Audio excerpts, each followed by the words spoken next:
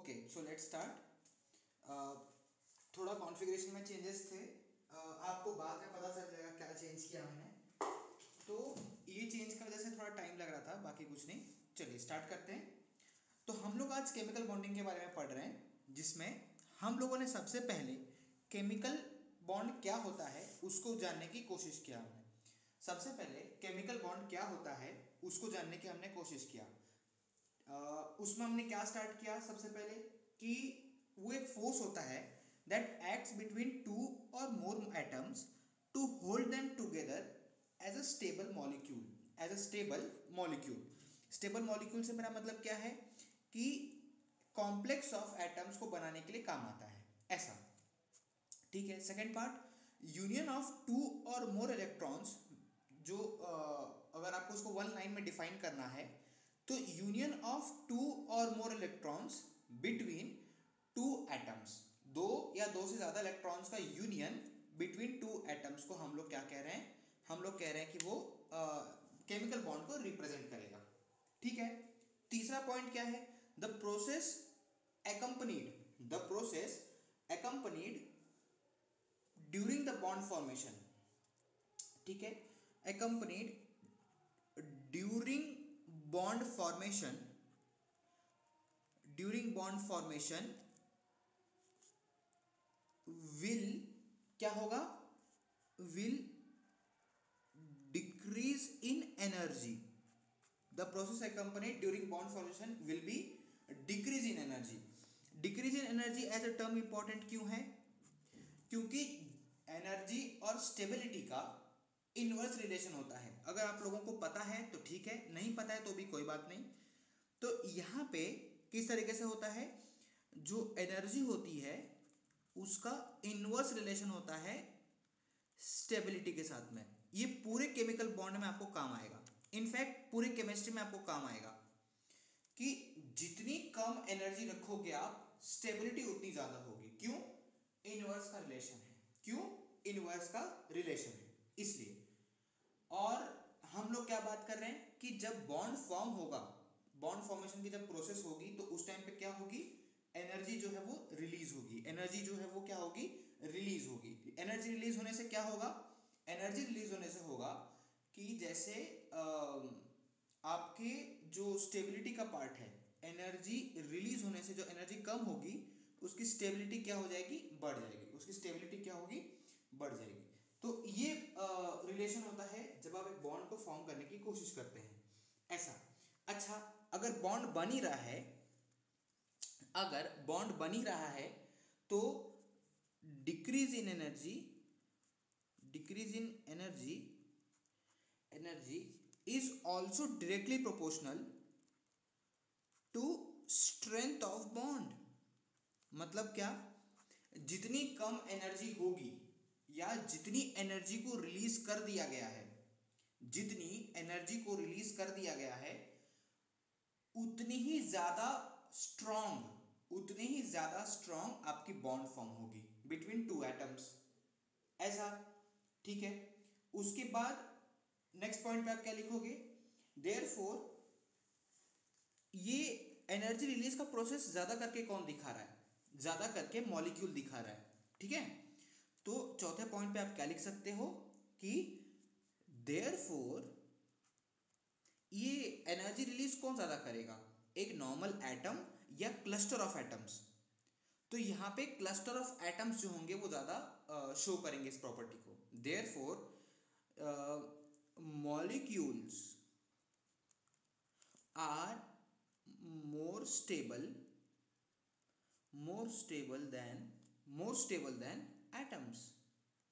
अब इतना बेसिक बताने की शायद जरूरत नहीं है कि मॉलिक्यूल्स जो होते हैं either to or more than two atoms के कॉम्बिनेशन से फॉर्म होते हैं,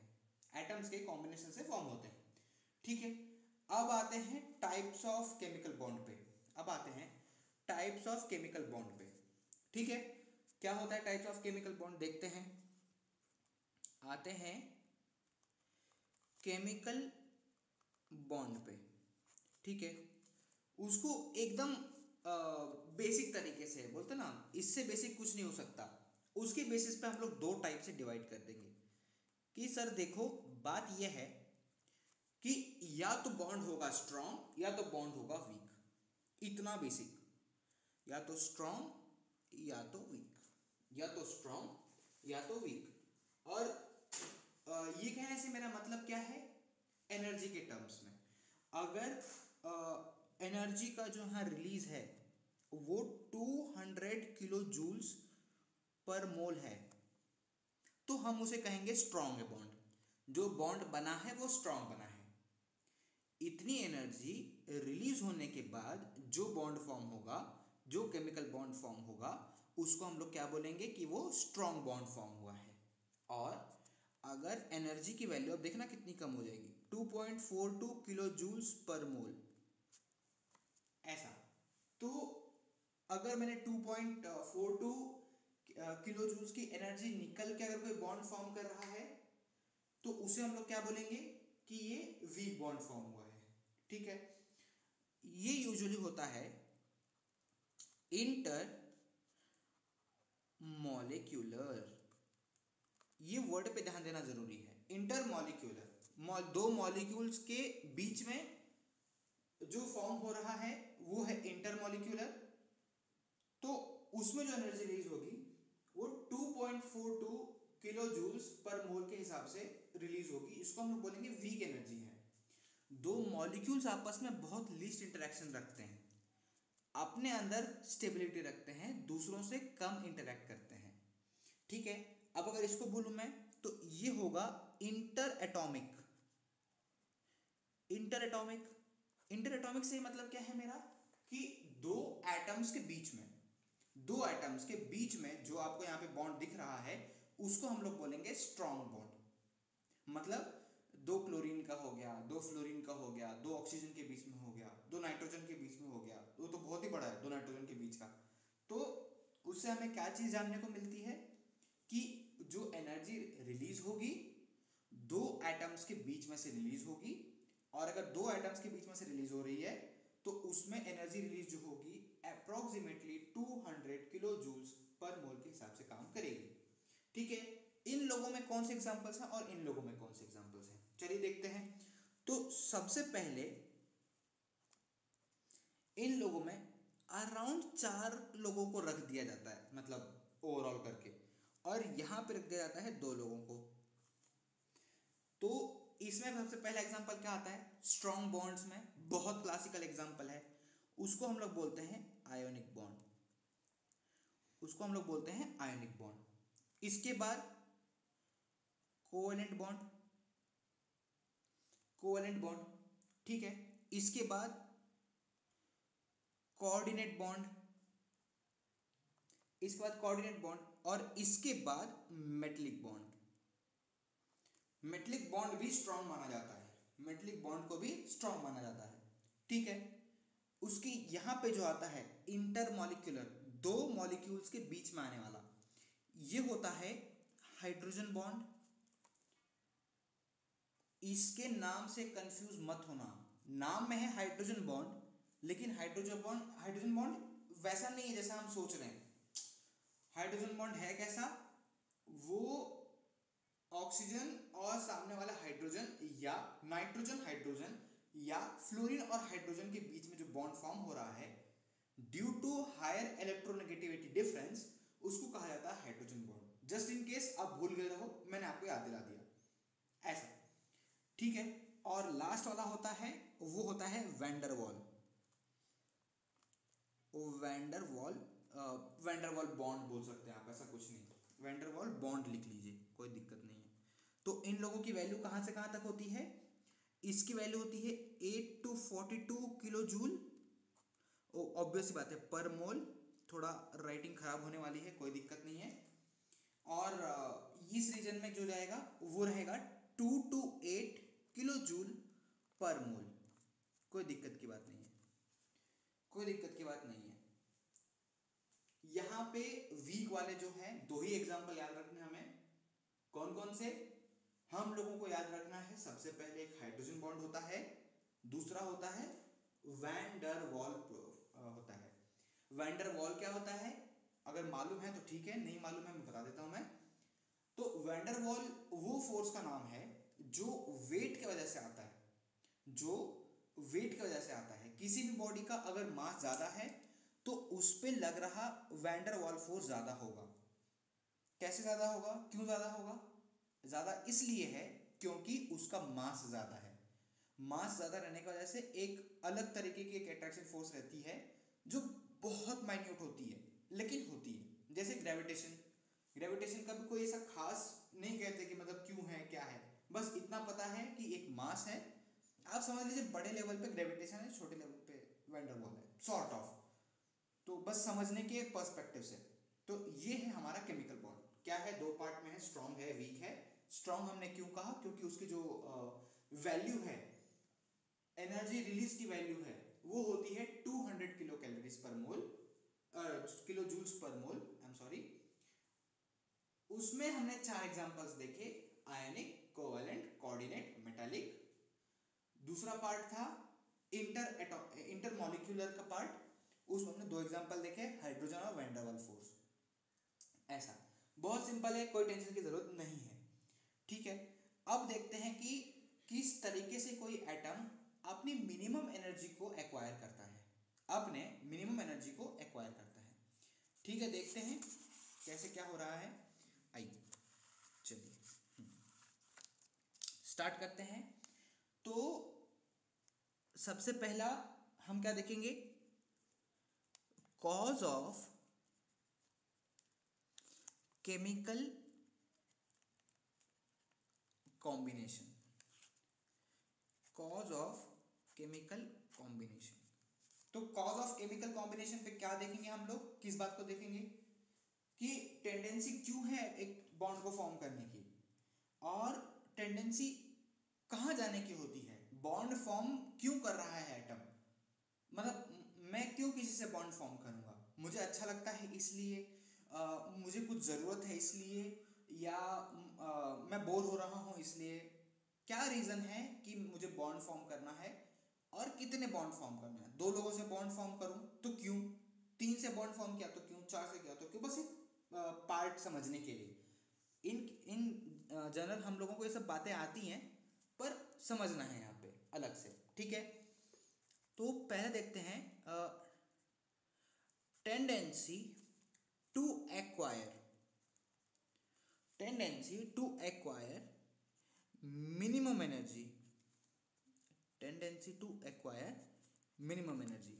तो इसको हम लोग बेस्ट समझ सकते हैं इसके ग्राफ से, हम लोग इसको बेस्ट समझ सकते हैं इसके ग्राफ से, ठीक है। तो देखते हैं ये ग्राफ, बहुत आसान सा ग्राफ है, कोई दिक्कत नहीं है। स्टार्टिंग में बड़ा, अगर आपने डायरेक्ट देखा ग्राफ की तरफ आपको टफ लगेगा हल्का सा, ये क्या बन गया, लेकिन है बहुत इजी, ठीक है। अगर यहाँ पे मैं एट रैंडम कोई भी लेता हूँ एटम जो ज़्यादा दूर दूर नहीं है लेकिन टच में भी नहीं है, ज़्यादा दूर दूर नहीं लेकिन टच में भी नहीं है, अप्रोक्सीमेटली एक दूसरे को छू रहे हैं बस एकदम माइन्यूट तरीके से, तो इसकी एक एनर्जी आप डिफाइन कर दीजिए, ठीक है। मैं एक 0 की मार्क लगा देता हूँ पहले, ये है 0 की मार्क, 0, और ये है एनर्जी लेवल, ये है एनर्जी लेवल, और ये जो है आपका बॉन्ड लेंथ पे जाएगा। एक्चुअली मैं फेमटोमीटर्स डाल देता लेकिन ठीक है, यहाँ पे आएगा बॉन्ड लेंथ। बॉन्ड लेंथ भी कैसा, इंटर न्यूक्लियर डिस्टेंस, ये मत भूलिएगा, ये वर्ड इंपॉर्टेंट है। जब आपको पेपर में भी देगा तो इसी जगह पे घुमाने की कोशिश कर सकता है, आपको उसी जगह पे घुमाने की कोशिश कर सकता है। बॉन्ड लेंथ की जगह कोई दूसरा लेंथ दे देगा, आपको दिमाग खोल के काम करना पड़ेगा कि यहाँ पे मुझे किस तरीके से अटेम्प्ट करना है। वो बच्चों को ऑन द स्पॉट करना होता है, ऐसा हम लोग ये बताते हैं। और इसके बाद जब आपके पेपर में कोई चीज़ आएगी तो आपको वहाँ पे अलर्ट रह के सॉल्व करना पड़ता है कि अगर ऐसा हुआ तो क्या हुआ, ऐसा होगा तो क्या होगा, 5-6 बॉन्ड्स के लिए बना दिया तो क्या होगा, ठीक है। चलिए तो ये जब टच कर रहा है बस एक दूसरे को, उसकी एक मिनिमम एनर्जी हम डिफाइन कर देते हैं बाय डिफॉल्ट। इसका कोई नाम नहीं है, बस ऐसा है कि 2 एटम्स एक दूसरे को टच कर रहे हैं, उस वक्त की इनकी एनर्जी कुछ नेगेटिव में है। अच्छा, एनर्जी ये भी है किलो जूल्स पर मोल में। कैलोरीज में बार बार कन्वर्ट नहीं कर रहे हैं हम लोग, क्योंकि हमें हीट के फॉर्म में नहीं देखना इसे ऐसा। तो ये पार्ट है, ठीक है। अगर मैंने इन दोनों को दूर दूर कर दिया, इन दोनों को सेपरेट कर दिया, तो इसकी एनर्जी जीरो की तरफ आ जाएगी। और हम एक कॉमन सेंस की तरह से हमसे समझ सकते हैं कि अगर कोई दो आइटम्स दूर दूर हैं, या एक ह्यूमन बीइंग की तरह से देखो, क्योंकि लाइफ इज केमिस्ट्री, आप लाइफ के बेसिस पे बहुत अच्छे से समझ सकते हो। कोई दो जन जो बहुत दूर हैं, एक दूसरे से कभी बात ही नहीं किए, तो उन लोगों के बीच में एनर्जी के नाम पे क्या रहेगा? जो दो लोग एक दूसरे से बहुत दूर दूर हैं, जो कभी इंटरेक्ट ही नहीं किया आज तक, उन लोगों के बीच में इंटरेक्शन के नाम पे क्या रहेगा? जीरो रहेगा। क्या रहेगा? एनर्जी जीरो रहेगी उसकी, ठीक है। हमने क्या बोला कि जब ये बॉन्ड फॉर्म करेगा, समझ लीजिए इसने बॉन्ड फॉर्म किया, ठीक है, हमने कहा एनर्जी रिलीज होगी, और एनर्जी रिलीज होते टाइम ये एक डिप मारेगा यहाँ पे ना, यहाँ तक आते आते ये एक डिप मारेगा, ठीक है। इतना शार्प नहीं रहेगा, लेकिन एक डिप आएगा, और डिप आने के बाद ये वापस उठेगा। क्यों उठेगा? क्योंकि inter atomic distance, tolerable inter atomic distance की जो बात है वो यहीं तक हुई है, इसके आगे नहीं हुई है। इसके आगे करोगे तो दिक्कत हो जाएगी। तो क्या करेंगे, इसके ऊपर जैसे जैसे आप आओगे एनर्जी की वैल्यू बहुत हाई हो जाएगी, मतलब अनबियरेबल हो जाएगी, और उसको कोई बियर नहीं कर पाएगा। तो एक तरीके से आपको ये कुछ इस तरीके का ग्राफ दिखेगा, ये ऐसा जाके ऐसा, और ये ऐसा, ठीक है। ये जो एनर्जी मिली आपको, ये पार्ट वाली, इसको क्या बोलते हैं? Bond energy. मतलब ऑब्वियस सी बात है, इस पॉइंट को लेके इसको बोलते हैं बॉन्ड एनर्जी। जेम्स बॉन्ड वाली नहीं, नॉर्मल बॉन्ड वाली, जो दो एटम्स ने मिलके बनाई है आपस में बिना प्रॉब्लम किए, ऐसा। ये एनर्जी डिस्टेंस ऑफ सेपरेशन है, डिस्टेंस ऑफ सेपरेशन है, कि इनको इससे मतलब नहीं, उसको उससे मतलब नहीं, बस दोनों एक दूसरे के दूर दूर हैं, हम जानते नहीं तुम कौन हो, तुम जानते नहीं हम कौन हो, बस बात खत्म। ये वो है जहाँ पे जस्ट टच हो रहा है, और ये दोनों दूर दूर हैं। तो ये आपका एक एनर्जी कर्व मिलता है। इस चीज को लेके आपको अलर्ट रहने की जरूरत है थोड़ी सी। हो सकता है कि ये जो नेगेटिव का पार्ट दिया ही ना हो आपको, ये नेगेटिव का पार्ट दिया ही ना हो, और ऊपर का ही सिर्फ पूछा है, तो एक जीरो से नीचे जाते हुए सिर्फ आपको ये ग्राफ दिखाना है। अगर आपको ग्राफ में सिर्फ ये पूछा है, ये वाला पार्ट यहाँ से, तो आपको नीचे का चीज तो कुछ दिखेगा नहीं। तो आपको क्या मार्क करना है कि इसके आगे जो भी एनर्जी लेवल्स हैं सब नेगेटिव में है, या इस टाइम पे अप्रोक्सीमेटली जीरो टच कर रहे हैं, लेकिन जो एनर्जी वैल्यू होगी जब इंटर एटॉमिक डिस्टेंस से कम हो जाएगी वैल्यू, तो मैसिव रिपल्शन देखने को मिलेगा। तो मैसिव रिपल्शन देखने को मिलेगा, एनर्जी चली जाएगी इन्फिनिटी तक। कोई उन दोनों को उससे ज़्यादा पास लाके नहीं रख सकता जब तक आपने एनर्जी देते रहोगे तब तक। पॉजिटिव एनर्जी का मतलब एनर्जी देनी पड़ेगी आपको, अगर दोनों को एक स्पेसिफिक लेंथ के अंदर रखना है तो, नहीं तो यहाँ तक तो ये बंदा खुद ही एनर्जी रिलीज कर रहा है, ये ऐसा। तो ये बात हो गई जब हमने एनर्जी के बारे में बात की। चलिए 2 लाइन लिख लेते हैं इसके बारे में। तो when two atoms approach each other, तो क्या होता है अप्रोच करने पे? Nucleus of both start to repel, also electron start to repel, electron start करते हैं रिपेल करना, ऐसा। But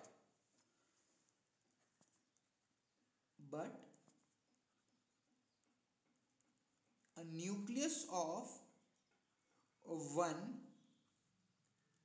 attracts electron of other, एक का जो बंदा है वो दूसरे वाले के इलेक्ट्रॉन को अट्रैक्ट करता है, और वाइस वर्सा, मतलब सेकंड वाले का भी इसके इलेक्ट्रॉन्स को अट्रैक्ट करता है। कोई दिक्कत की बात नहीं है यहाँ पे, ठीक है। if net force is not attraction, if net force is not attraction, it will result in repulsion of atoms, in repulsion of atoms. ऐसे कौन से एग्जांपल्स हैं जो चाहते ही नहीं कि एक दूसरे के आसपास आए? तो वो होते हैं नोबल गैसेस। मैं आपको सोचने के लिए मजबूर नहीं करूंगा, लेकिन वो होते हैं नोबल गैसेस। ऐसा नोबल गैसेस क्या करते हैं? नोबल गैसेस करते ये हैं कि उनके अंदर टेंडेंसी होती ही नहीं बॉन्ड फॉर्म करने की। हम अपने आप से खुश हैं, आपसे हमको कोई मतलब नहीं, आपसे हमको कोई मतलब नहीं, ऐसा। ठीक है, ये पार्ट हो गया। अगर हम लोग एनर्जी रिलेशन लिखना चाहें अट्रैक्शन और बाकी सारी चीज़ों के बेसिस पे, तो हम क्या लिखेंगे कि attraction is inversely proportional to energy is directly proportional to stability, is directly proportional to stability. तो होगा क्या यहाँ से? मतलब ये रिलेशन तो हम जानते हैं, ये रिलेशन तो हम जानते हैं। साथ में यहाँ पे एक नई चीज हम देख रहे हैं, अट्रैक्शन और एनर्जी का इनवर्स रिलेशन देख रहे हैं। अगर एनर्जी ज्यादा है इन दोनों में, दोनों एक दूसरे को रिपेल करना पसंद करेंगे, और अगर इन दोनों में एनर्जी कम है, मतलब बॉन्ड फॉर्म करने के बाद अगर वो दोनों अच्छे से रह पा रहे हैं या बॉन्ड फॉर्मेशन को सपोर्ट कर रहे हैं दोनों मिलके एक साथ, तो उसमें होगा क्या कि आपका वहां पे बॉन्ड फॉर्म हो जाएगा, वहां पे बॉन्ड फॉर्म हो जाएगा। और एक लास्ट पार्ट, अगर आपको इन केस कुछ भी नहीं समझा अब तक, तो ये लाइन से आपको सब समझ में आ जाएगा। मतलब ये लाइन पकड़ के आप वापस उल्टा जा सकते हो, कोई दिक्कत की बात नहीं है। कि bond formation is exothermic process. मतलब क्या कि कभी भी जब बॉन्ड फॉर्म होता है तो एक्सोथर्मिक रिएक्शंस की वजह से वो बॉन्ड को मतलब रिलीज करने को फेवर करता है। वो बॉन्ड जो है एनर्जी रिलीज करने में फेवर रखता है अपने आप को, और एनर्जी रिलीज होगी तो क्या होगा? हमने इसी एग्जांपल में देखा कि एनर्जी और स्टेबिलिटी का इनवर्स रिलेशन है। अगर एनर्जी नेगेटिव जाएगी स्टेबिलिटी बढ़ेगी, अगर एनर्जी नेगेटिव जाएगी स्टेबिलिटी बढ़ेगी, वाइस वर्सा। कि अगर आपकी एनर्जी बढ़ रही है तो स्टेबिलिटी घट रही है, और अगर ऐसा हुआ तो क्या होगा? दोनों जो एटम्स हैं एक दूसरे को क्या करेंगे? रिपेल करेंगे। दोनों एटम्स जो हैं एक दूसरे को क्या करेंगे? रिपेल करेंगे, और एक डिस्टेंस ऑफ सेपरेशन पे जाके जीरो इंटरेक्शन के लेवल तक आ जाएंगे, जीरो इंटरेक्शन के लेवल तक आ जाएंगे, ऐसा। तो ये बात हमने सीखा जब हम लोग बात कर रहे हैं केमिकल कॉम्बिनेशंस के बारे में। ठीक है, चलिए अभी हम लोग नेक्स्ट पार्ट पे आते हैं। तो नेक्स्ट पार्ट क्या सजेस्ट करेगा हमारा कि कितने बॉन्ड फॉर्म कर रहा है और क्यों फॉर्म कर रहा है, कितने बॉन्ड फॉर्म कर रहा है और क्यों फॉर्म कर रहा है, मतलब उसका लिमिट क्या है? 2 बॉन्ड फॉर्म करे, 3 बॉन्ड फॉर्म करे, 4 फॉर्म करे, 4 ही क्यों सर, 2 क्यों नहीं? तो उस पे आते हैं हम।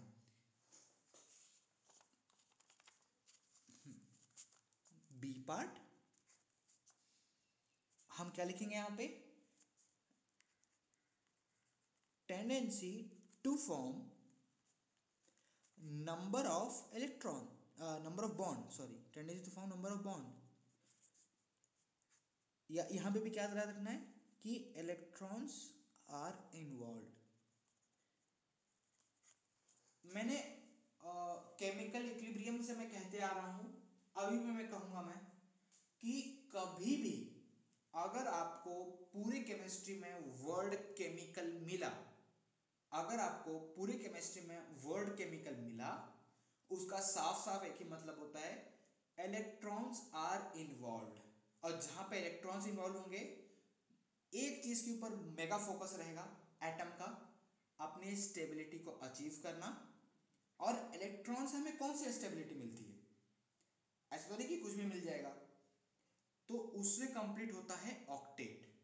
और जब ऑक्टेट कंप्लीट होगा तो उससे आपको रीजन मिल जाएगा बॉन्ड फॉर्म करने का। ठीक है, तो it is decided by decided by atom, it is decided by atom to achieve noble gas configuration, noble gas configuration। ये वो टर्म है जो डिटरमाइन करेगा आपके कितने नंबर ऑफ बॉन्ड्स फॉर्म होने चाहिए और कितने आपके इलेक्ट्रॉन्स वहां पे इन्वॉल्व होने चाहिए। आपके आउटर मोस्ट में 5 इलेक्ट्रॉन है, जरूरी नहीं कि 5 के 5 आपके बॉन्ड फॉर्मेशन में जाए, जरूरी नहीं कि आपके 5 के 5 बॉन्ड फॉर्मेशन में जाए। कितने जाएंगे वो कौन डिटरमाइन करेगा, कितने जाने चाहिए वो डिटरमाइन करेगा नोबल गैस कॉन्फ़िगरेशन से वो कितना दूर है। अगर नोबल गैस कॉन्फ़िगरेशन के पास है कोई दिक्कत की बात नहीं, एक या दो बॉन्ड के अंदर वो फॉर्म कर लेगा। जैसे ऑक्सीजन की बात करें, चलो एग्जांपल देख लेते हैं, एक एग्जांपल देख लेते हैं। तो एग्जांपल लेते हैं ऑक्सीजन का। आउटर मोस्ट में इसके पास इलेक्ट्रॉन होते हैं 6, needs 2 electron by ionic method और कोवैलेंट शेयरिंग मेथड, जो भी मेथड से मिल जाए, बस मिल जाए 2 electron, needs electron to achieve noble gas configuration neon. Neon के पास होते हैं 10 इलेक्ट्रॉन, ठीक है। तो क्या करेगा, सामने वाले से जानबूझ के, ऑक्सीजन जो है वो सामने वाले से जानबूझ के या तो 2 कोवेलेंट बनाएगा और ऑक्सीजन जो है वो 2 माइनस करेगा। तो यहाँ पे सिंपली गेन हुआ है, बट यहाँ पे 2 electrons of oxygen are also involved in bond formation। अगर आपको बॉन्ड फॉर्म करना है तो उसमें भी आपको 2 इलेक्ट्रॉन ऑक्सीजन खुद के भी इन्वॉल्व करवा रहा है, ऐसा, ताकि सामने वाले से भी 2 गेन हो, इसलिए वो अपने 2 इलेक्ट्रॉन को भी वहां पे करवा रहा है, क्या बोलते हैं, इन्वॉल्व करवा रहा है, ऐसा। तो ये बात हो गई, ठीक है। अभी हम लोग आते हैं कौन फॉर्म करेगा, मतलब कौन इन्वॉल्व हो रहा है वापस से, फिर से देखते हैं। Outer most electrons are only involved in bond formation. Outer most में जो भी इलेक्ट्रॉन का पार्ट होगा, जो भी कॉन्फ़िगरेशन के साथ, सिर्फ वही इन्वॉल्व होगा आपका बॉन्ड फॉर्मेशन के लिए, अदरवाइज बॉन्ड फॉर्मेशन के लिए पॉसिबिलिटी नहीं होगी, ऐसा। तो ठीक है, ये पार्ट हो गया। अभी ठीक है, अब बात करते हैं जरा इनर्ट गैस वालों के बारे में, क्योंकि ये तो इनर्ट गैस की तरफ बढ़ रहे हैं। जो ऑलरेडी इनर्ट गैस है उनका क्या, तो उनका ये कि inert gas do not form bond.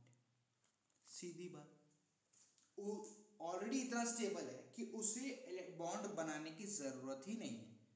क्यों नहीं बनाएगा बॉन्ड, क्योंकि ऑलरेडी वो उसके पास एक ऐसी एनर्जी है, ऐसी मिनिमम एनर्जी है जिसको आपको अगर आगे ले जाना है तो एनर्जी देनी पड़ जाएगी आपको, उससे मिनिमम एनर्जी है नहीं। जो हमने ग्राफ देखा था अभी अभी, उस ग्राफ का जो लोअर पॉइंट है, ये जो एटम्स होते हैं, ये जो इनर्ट गैसेस होते हैं, वो उसे ऑलरेडी अचीव कर चुके हैं बाय इटसेल्फ, एटॉमिक लेवल पे ही उसे अचीव कर चुके हैं, मॉलिक्यूलर लेवल पे जाने की ज़रूरत नहीं है। जो हमने ग्राफ देखा था उसमें जो लोअर पॉइंट है उसका, उसमें उसने अचीव कर लिया है बाय डिफ़ॉल्ट। और बाय डिफ़ॉल्ट क्या अचीव कर लिया है, बाय डिफ़ॉल्ट उसने अचीव कर लिया है उसके क्या बोलते हैं, मिनिमम एनर्जी को अचीव कर लिया है। हाँ पूछिए, कुछ पूछना है आपको? चलेगा, ठीक है, स्टार्ट करते हैं।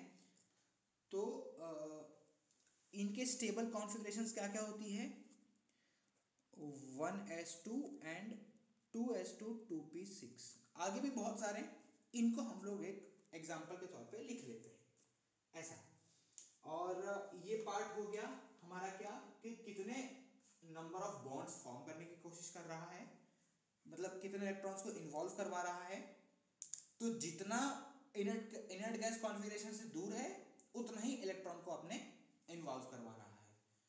2 की कमी है तो 2 को इन्वॉल्व करवाएगा, 3 की कमी है 3 को इन्वॉल्व करवाएगा, ताकि बॉन्ड फॉर्म कर सके और उस बॉन्ड के जरिए शेयरिंग करके अपने पास रख ले, ऐसा, ठीक है।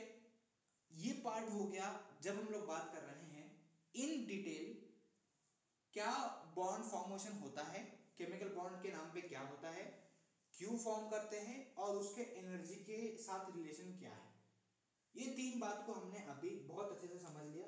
ये पूरे चैप्टर का आपका बेसिस है, बाकी सारी चीजें इसी के ऊपर रिवॉल्व करती हैं पूरी की पूरी। कोई थियरी आएगी, कोई एक्सप्लेनेशन दे देगा, नए नए चीज़ें आपको सीखने की मिलेंगी, लेकिन सारी चीज़ें डिपेंड करती है कितने बॉन्ड्स फॉर्म हुए हैं, कितने इलेक्ट्रॉन्स पीछे बच गए हैं, ऐसा। और ये सारे लोग मिलके आपस में क्या इंटरेक्शन करते हैं, दिस इन ऑल समराइजेस आपका केमिकल बॉन्डिंग का एज अ चैप्टर, ठीक। चलिए अब हम लोग सबसे पहले पहली थियरी की तरफ चलते हैं। बस एक इन जनरल बोल देंगे क्या है, नाम लिखेंगे और बता देंगे क्या चीज़ है उसके अंदर, ऐसा। तो हम लोग सबसे पहले थियरी लिखने जा रहे हैं। तो सबसे पहले थियरी है वो है कॉसल-लेविस थियरी, ऐसा। वो कुछ कुछ और भी है आगे, अप्रोच ऑफ केमिकल बॉन्डिंग करके कुछ उन्होंने अपना कंसेप्ट देने की कोशिश किया है, लेकिन जो है वो इन शॉर्ट बताता है कि क्या है, कैसे है और क्या कोशिश रहती है उन लोगों की। इतनी सी बात है कि इसने क्या बोला, एटम या each atom has tendency to complete its octet, to complete its octet, ऐसा। कहाँ पे, आउटर मोस्ट शेल में, ठीक है। Hydrogen has tendency to complete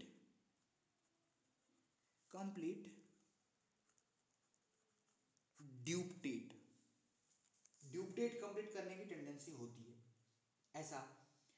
और एक्वायर करने के लिए, to acquire noble gas configuration, atom में लूज, एक्वायर और शेयर इलेक्ट्रॉन, मतलब कुछ भी करेगा लेकिन इनर्ट गैस कॉन्फ़िगरेशन मुझे चाहिए, मतलब चाहिए, ऐसा। और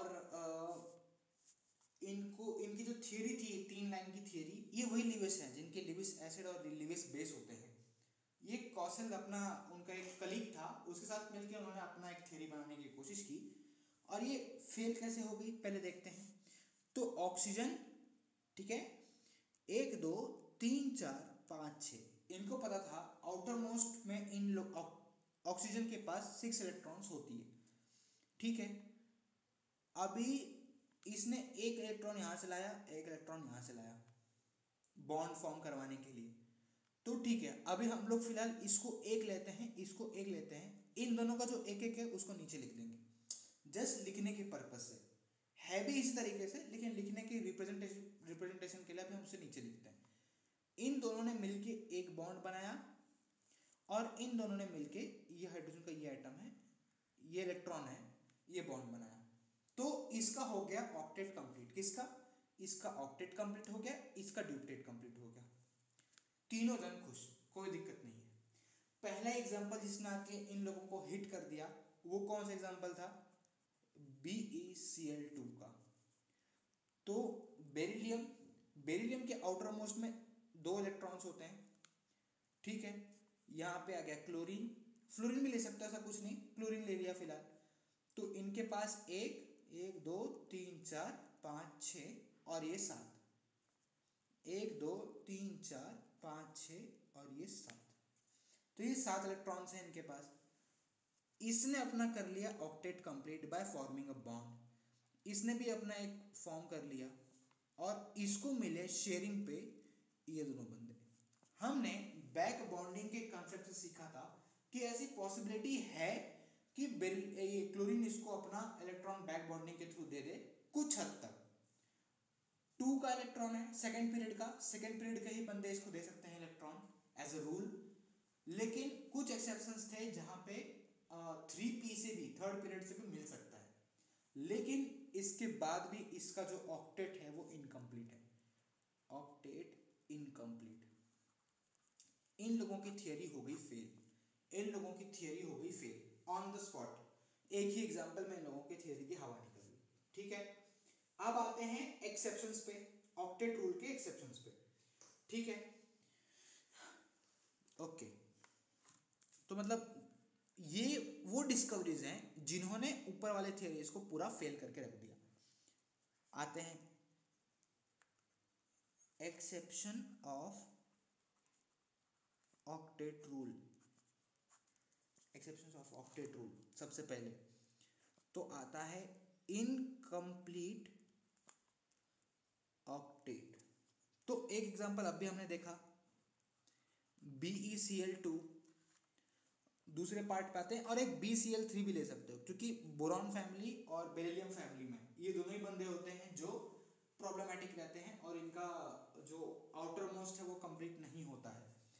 BF3 कंप्लीट होने के चांसेस हैं ड्यू टू बैक बॉन्डिंग। मुझे कैसे पता बैक बॉन्डिंग है? Just as a revision from p block elements कि the measurement of boron and fluorine bond, if it was a single bond it should have a particular value, but the recorded practical value was less than the theoretical value, suggesting there is something additional bond formed between boron and fluorine which we called as back bonding, ऐसा 157 होना चाहिए, 136 या 138 के range में होता है। 157 होना चाहिए if there is single bond. अगर BF को आप वहां पे जाके मेजर करोगे तो 138 तक आपकी वैल्यू आती है। इन जनरल मैं आपको एक एग्जांपल दे रहा हूँ, हो सकता है वैल्यूज करेक्ट भी हो सकता है गलत भी हो, कोई दिक्कत की बात नहीं है। तो ये बस एक सजेस्ट करने का तरीका है जिससे कि आपको समझ में आए कि वैल्यू कम दिख रही है प्रैक्टिकली, तो वहां पे कुछ तो एडिशनल बॉन्ड प्रेजेंट है, ठीक है। अब आते हैं सुपर ऑक्टेट्स। सुपर ऑक्टेट कोई दिक्कत की बात नहीं है, इसमें बेस्ट एग्जांपल है PCl5, इसमें एग्जांपल है बेस्ट PCl5, कोई दिक्कत नहीं है। यहाँ पे आता है SF6, कोई दिक्कत की बात नहीं है। यहाँ पे आता है IF7। क्या है इनका मोटिव, क्या है? अगर आप लोगों को याद हो तो एम्प्टी ऑर्बिटल अवेलेबल होता है, एम्प्टी ऑर्बिटल अवेलेबल होता है। एम्प्टी ऑर्बिटल अवेलेबल रहने से क्या होता है? Expansion of octet seen, expansion of octet seen, ये यहां पे देखने को मिलता है। तो जो आउटर मोस्ट कॉन्फ़िगरेशन होती है, outer most configuration, every atom supports bond formation। घर का हर मेंबर जो है वो बॉन्ड फॉर्मेशन के लिए हेल्प करता है, हर बंदा जो है वो उसको फॉर्म करने के लिए हेल्प करता है बॉन्ड फॉर्मेशन में, ठीक है। ये 2 पार्ट तो वो हैं जो बड़े इजी होते हैं और हमें तुरंत समझ में आ जाते हैं। अब ऐसे कुछ एग्जांपल्स होंगे जो हमें तुरंत समझ में नहीं आएंगे, ऐसा वो है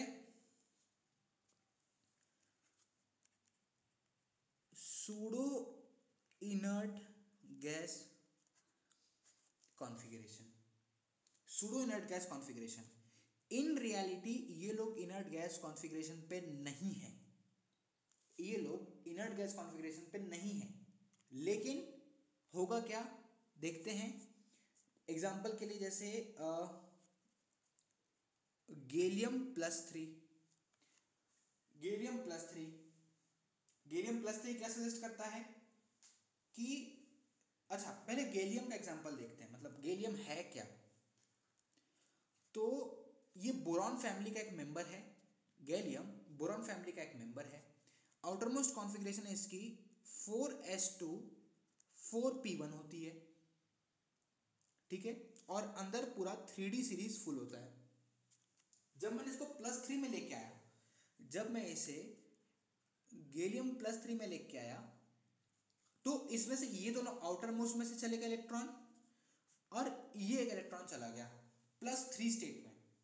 बचा क्या 3s2 3p6, ये तो नॉर्मल है, लेकिन 3d10 which has principal quantum number okay 3, but n plus, अगर n की वैल्यू निकालोगे आप यहाँ पे, तो n की वैल्यू यहाँ पे आती है 4, मतलब यहाँ पे 3d10 4s2 4p6 होता, तब आप कहते कि वो उसने फिलअप कर लिया अपना पूरा का पूरा आउटर मोस्ट कॉन्फ़िगरेशन को। लेकिन अभी यहाँ पे क्या चल रहा है, 3s2 3p6 और 3d10 फुल है, जिससे हमें इतना कंसर्न नहीं है फिलहाल। तो यहाँ पे ये प्रॉब्लम है, ठीक है। इसको हम लोग कहेंगे सूडो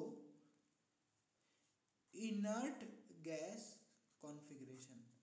यही चीज आप जिंक के साथ भी कर सकते हो, जिंक +2 के साथ ऐसा। तो वही एग्जांपल है, बाकी कुछ नहीं। देख लेते हैं क्या क्या एग्जांपल आते हैं, बहुत है वैसे, मतलब जो जो जिंक कैडमियम और मर्क्यूरी के आगे पीछे के जो जो एटम्स है ना, सारे के सारे इस चीज को फॉलो कर सकते हैं ऐसा। तो एग्जांपल के लिए copper, copper plus Ag+,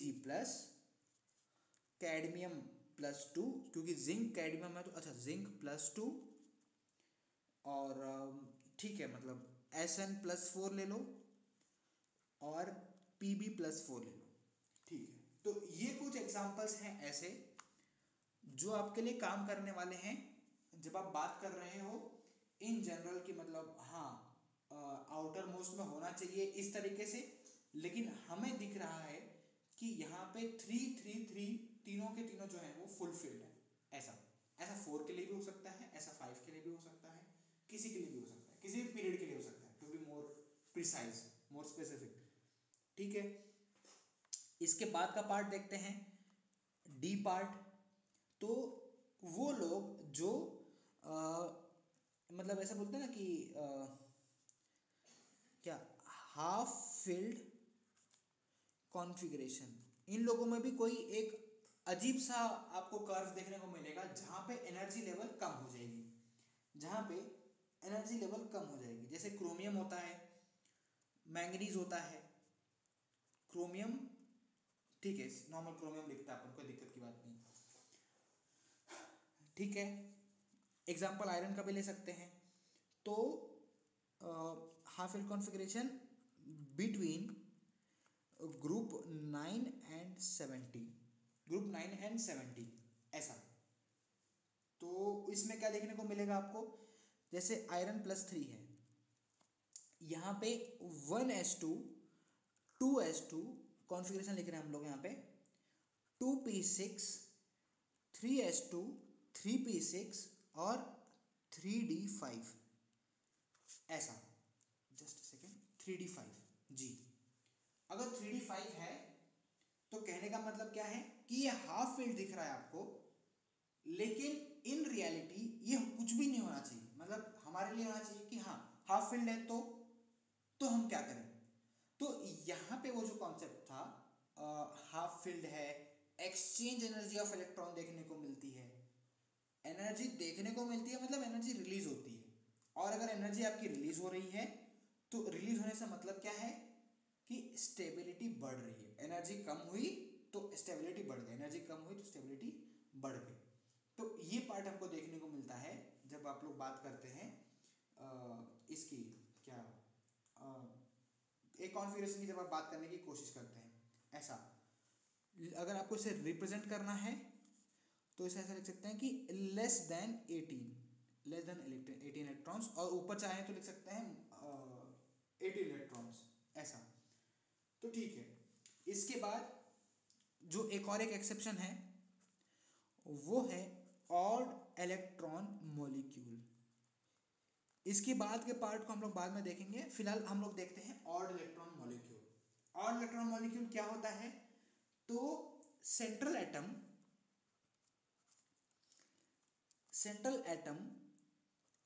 having unpaired electron. हम जानते हैं कि पेयरिंग की वजह से इवन नंबर ऑफ इलेक्ट्रॉन्स हमें गेन होते हैं, लेकिन जब हम लोग बात करते हैं कि आप मतलब इस पे जब लिख के आने की कोशिश करते हैं आप, तो क्या करते हैं कि बाबा देखो ऐसा है, ये इलेक्ट्रॉन अनपेयर ही छोड़ दिया गया एटम के अंदर, ऐसा unpaired electron having odd number of electrons, ऐसा। लेकिन उसके बाद भी स्टेबल है, उसके बाद भी ये लोग स्टेबल देखे गए हैं। तो एग्जाम्पल के लिए क्या क्या है? NO2 ClO2 etcetera. आपने सुना होगा NO के बारे में, आपने सुना होगा NO2 के बारे में। तो ये वही एग्जाम्पल्स हैं जहां पे टोटल आपका फुलफिल नहीं होता, लेकिन उसके बाद भी स्टेबल देखा जाता है। आगे के अगर आप रीजन्स में जाओगे तो उसमें ये खुद को स्टेबलाइज करने के लिए पॉलीमराइज हो जाएंगे या कुछ ना कुछ अलग अलग हरकत करते रहेंगे, लेकिन उस हरकतों से पहले इन लोगों में बस इतनी बात याद रखना इंपॉर्टेंट है कि ये ऑड इलेक्ट्रॉन स्पीशीज होती है, ये ऑड इलेक्ट्रॉन स्पीशीज होती है, ऐसा। ठीक है, अभी हम लोग रुकेंगे थोड़ी देर के लिए, मतलब नेक्स्ट लेक्चर में हम कंटिन्यू करेंगे, जो प्रोबेबली नेक्स्ट संडे तक आ सकता है, ऐसा। और उसमें हम लोग क्या करेंगे कि हम लोग केमिकल बॉन्ड का इन एक्चुअल में मतलब क्या क्या है और कॉन्सेप्ट क्या क्या है, वो सारी चीजें हम लोग देखेंगे वहाँ पे, और नई नई थियरीज को लेकर हम चालू करेंगे, स्पेशली वैलेंस बॉन्ड थ्योरी, जहाँ से एक्चुअल आपका फिजिकल जो केमिकल बॉन्डिंग का स्ट्रक्चर है वो ओपन होना शुरू होगा, जो एक्चुअल स्ट्रक्चर है आपका वो ओपन होना शुरू होगा। चलिए ठीक है, अब यहीं पे रुकते हैं थोड़ी देर के लिए, बाद में नेक्स्ट लेक्चर में कंटिन्यू करेंगे। चलो बाय।